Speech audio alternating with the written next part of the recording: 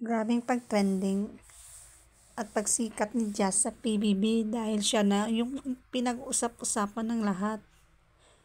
Napakagandang bata, ang cute-cute niya, at dahil sumali siya sa PBB, nagiging kontrabida na tuloy siya, pero ang ganda-ganda niya talaga at ang saya niya na ang dami niyang fans paglabas niya.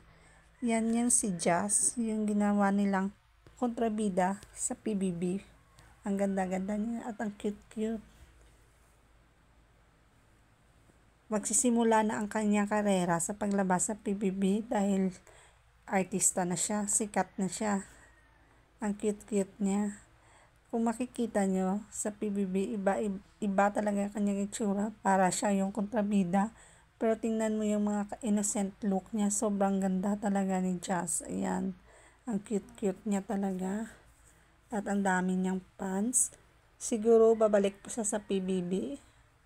Baka maging wild card pa yan. Yung bang natanggal ay bumabalik at maybe maging champion pa. Abangan natin ang susunod na kabanata sa buhay ni Jazz ng PBB. Ayan.